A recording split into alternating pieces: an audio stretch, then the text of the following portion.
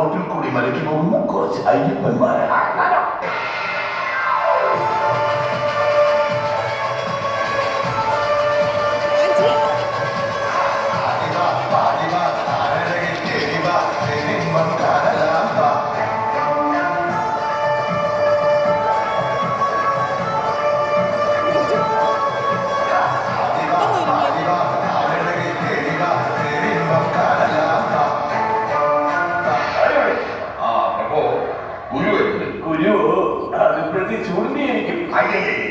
ചൂട് ഗുരുവല്ല, രാജഗുരു.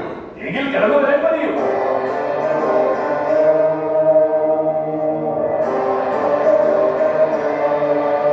രാജാവേ, ഗുരുവിന്റെ വരവ് കണ്ടിട്ട് ഗുരുവിട്ട് വരാമോ? ഓം ശാന്തി, ഓം ശാന്തി. എവിടെയായിരുന്നു? കണ്ടിട്ട് ഒരുപാട് നാളുകളായിരിക്കുന്നു. നാം ഹോമത്തിലായിരുന്നു. ഓഹോ, ഗുരുവിന് ഏത് ക്ലാസ്സിലാണ് പഠിക്കുന്നത്? ഈ അതല്ല, നാം ഹോമത്തിന്റെ വർക്കിലായിരുന്നു. ഓഹോ, അതുകൊണ്ടായിരിക്കും രംഗത്ത് മുഴുവൻ ഇങ്ങനെ വസ്ത്രം വാരി പൂശിയിരിക്കുന്നത്. ഇത് അതൊന്നുമല്ല, പൂച്ച വന്നിട്ട് ഓരോന്ന് വാരി പൂശിയിരിക്കുന്നതാ. അങ്ങനെ പൂച്ച വന്നിരുന്നു. എങ്ങനെ? യോഗ്യതാ പണ്ട് അരടങ്ങാനായിട്ട് കുണ്ടത്തിൽ പൂച്ച പറ്റി ഇറപ്പുണ്ടായിരുന്നേ. അത് ഞങ്ങളുടെ വീട്ടിൽ ചൂടടിച്ചപ്പോഴേ തള്ളയെ പിള്ളേരും ഓടിച്ചിട്ട് അച്ചാരം കുച്ചാനും മാന്തി, കമണ്ഡലത്തിലും മാന്തി, തെണ്ടിലും മാന്തി. ഇനി പുത്രകാമേഷ്ടിയാകാൻ നടത്താൻ പറ്റുമോ? പുത്രകാമേഷ്ടിയുടെ കാര്യം പറഞ്ഞപ്പോഴാണ് നമുക്ക് നമ്മുടെ പുത്രിയുടെ കാര്യം ഓർമ്മ വന്നത്. നോം രാജഗുരുവിനെ വിളിപ്പിച്ചത് എന്തിനാണെന്ന് അറിയാമോ? ഇല്ല, നമ്മുടെ മകളുടെ വിവാഹക്കാര്യം പറയാനാ. എന്തു പറയുന്നു? ഞാനെന്ത് പറയാനാണ്? നിങ്ങൾ കാരണന്മാരൊക്കെ കൂടി തീരുമാനിച്ച സ്ഥിതിക്ക് എനിക്ക് സമ്മതമാണ്. കല്യാണം നടക്കട്ടെ. ഫസ്റ്റ് നൈറ്റ് ഒന്ന് തല്ലി വെക്കേണ്ടി വരും. അയ്യടാ, വയസ്സാം കാലത്ത് ഗുരുവിന്റെ ഒരു ഭൂതി. നോം ഗുരുവിനെ വിളിപ്പിച്ചത് കുമാരിയെ ഗുരുവിനെ കെട്ടിച്ചു തരാനല്ല, കുമാരിയുടെ വിവാഹത്തെ കുറിച്ച് ഗുരുവിനോട് ഒരു അഭിപ്രായം ചോദിക്കാന്. എന്തു പറയുന്നു? നിങ്ങളുടെ മാവിലെ മാങ്ങ അത് നിങ്ങൾ പറഞ്ഞ് മറ്റുള്ളവരുടെ ചമ്മന്തി എടുക്കാൻ കൊടുക്കുന്നതിന് ഞാനെന്ത് പറയാനാ? എന്തായാലും അച്ചാരം കുച്ചാരം മാന്ത്രിക സ്ഥിതിക്ക് ഇനി ഗുരുവിനോട് ചോദിച്ചിട്ട് കാര്യമില്ല. നമുക്ക് നമ്മുടെ രാജകുമാരിയെ വിളിച്ചാലോ? കുമാരി, കുമാരി, കുമാരി.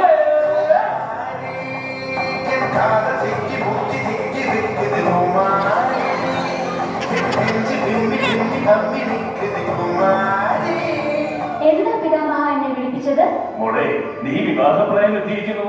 നിന്നെ നാം വിവാഹം കഴിച്ചയക്കാൻ തീരുമാനിച്ചു കഴിഞ്ഞു. നിന്റെ ഭാവി വരെ കുറിച്ച് എന്തൊക്കെ സങ്കല്പമാണ് നിനക്കുള്ളത്? പറയൂ. അമിതാഭ് ബച്ചന്റെ പൊക്കം, സൽമാൻ ഖാന്റെ ബോഡി, യേശുദാസിന്റെ താടി, മമ്മൂട്ടിയുടെ കളറ്, മോഹൻലാലിന്റെ ഫിഗർ, പിന്നെ പോപ്പിന്റെ സ്വഭാവം. അല്ല, ഇതെല്ലാം പെട്ടെന്ന് കിട്ടുന്നു പറയായിരുന്നു. ഞാനൊരു ഐഡിയ പറയാം മഹാരാജൻ. എന്ത് ഐഡിയ മന്ത്രി പുങ്കവ? നമുക്കൊരു മത്സരം നടത്താം.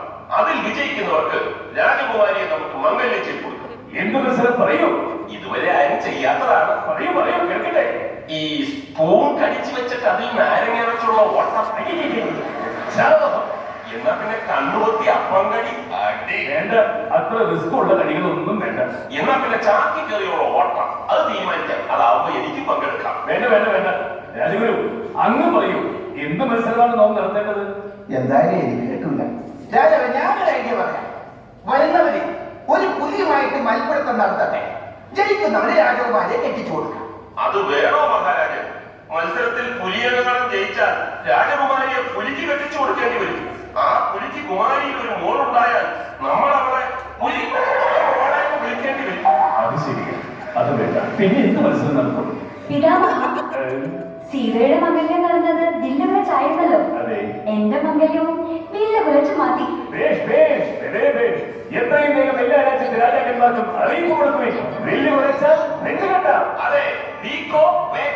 അതെ, മത്സരത്തിനുള്ള വില്ല് കൊണ്ടുവരാൻ പറയും.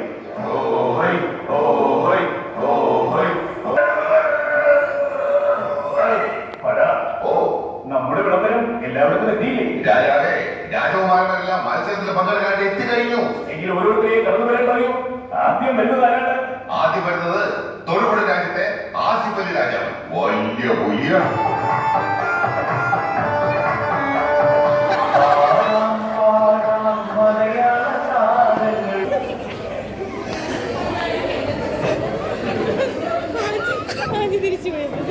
ആസിഫ് അലി രാജാവ് വലിയ പുലിയ.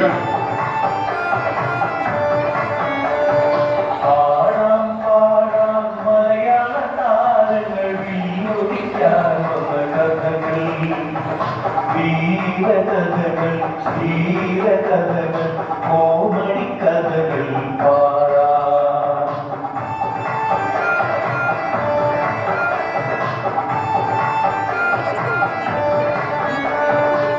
ആസിഫ് അലി എന്ന കൊച്ചുരാജൻ പെണ്ണുകെട്ടാൻ പോണ കൊച്ചിരാജൻ വീടെടുക്കാനായി നോക്കിയ നേരം പോയ പോലെ തിരിച്ചു പോകും. ആസിഫ് പണി പോലെ വന്നവൻ എലി പോലായി. ഫോണടിച്ചാൽ എടുക്കില്ല, എന്നിട്ടാണ് ബില്ലെടുക്കുന്നത്. അങ്ങോട്ട് മാറില്ലേ ചിലപ്പോ പ്രോത്സാഹന സമ്മാനം ഉണ്ടാവും. അടുത്തയാൾ കടന്നുകൊടുത്തേ. ഇത് അതിനേക്കാൾ വലിയ പുലിയാണ്. ആലുവ രാജ്യത്ത് തട്ടത്ത് മറയത്തിലെ നിപുൺ പോളി രാജാവ്. ഉമ്മച്ചി പെണ്ണിന്റെ പിറകെ പോയി തത്തം പറിക്കാൻ ശ്രമിച്ച പയ്യൻ ആലുവക്കാരൻ പോയി രാജൻ വീടെടുക്കാൻ ചെന്ന് നടുമൊടിഞ്ഞു. ആ വില്ലെടുത്ത് പൊക്കിയപ്പോ എന്റെ സാറേ എന്റെ നടുവൊടിഞ്ഞ സൗണ്ട് ഉണ്ടല്ലോ, അതൊരിക്കലും മറക്കാൻ പറ്റൂല. അതിന്റെ കൂടെ വടക്കൻ കേരളത്തിൽ മാത്രം കണ്ടുവരുന്ന വേട്ടയ്ക്ക് കാറ്റ്.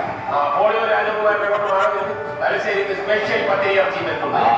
ഇനി ആലപ്പുഴയത് ചാപ്പയെ കുറിച്ച് കാറ്റിയാണെന്നൊരു വലിയ നപ്പൂരി പയ്യുണ്ട്, ഫഹദ് രാജാവ്. ആലപ്പുഴക്കാരൻ ഫഹദ് രാജൻ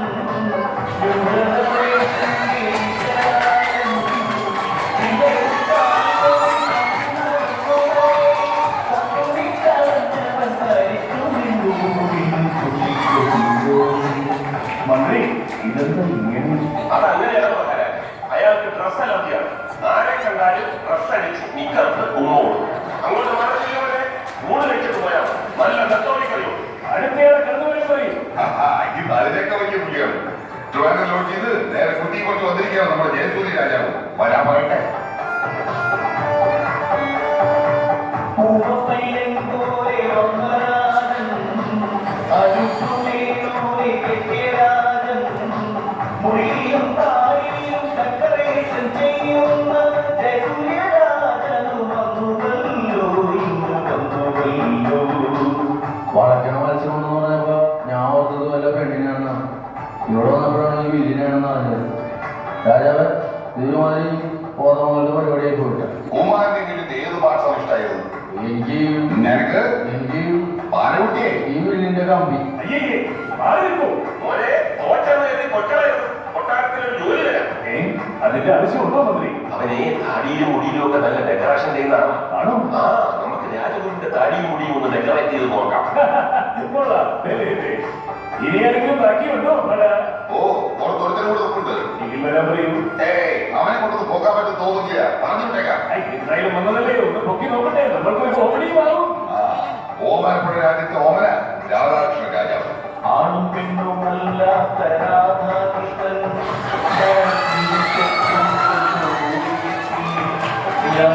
വലിച്ചു വച്ച വീടിന്റെ അരികി വണ്ടടിച്ച് വരുന്നു. എന്റെ ഈശ്വരന്മാരെ കാത്തു രക്ഷിക്കണേ. എന്തൊരു നീളമുള്ള വില്ല, കണ്ടിട്ട് കൊത്തിയാവാ പൊക്കാൻ.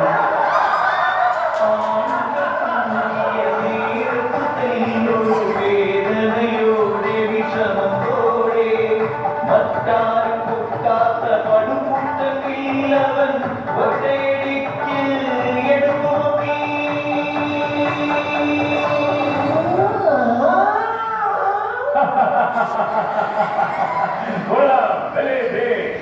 എങ്കിലും എന്റെ രാധേ, രാധരാജാവേ, ഇത്ര തടിമണിക്കന്മാർ ശ്രമിച്ചിട്ടും പൊങ്ങാത്തയില്ലേ? നീ എങ്ങനെയാണ് ഒറ്റയ്ക്ക് പൊക്കിയത്? പിന്നെ ഇതിലും പൊങ്ങാതെ കിടന്ന എത്രയോ സാധനങ്ങള് ഞാൻ കൂളായിട്ട് പൊക്കിയിരിക്കണു. അവിടെ നിങ്ങൾ ഈ ഉണക്കമില്ലേ, ഒന്ന് പോരാ കൃഷ്ണന്മാരെ. നിങ്ങളുടെ വില്ല കൂട്ടും ഇങ്ങോട്ട് മാടി സാധനേ.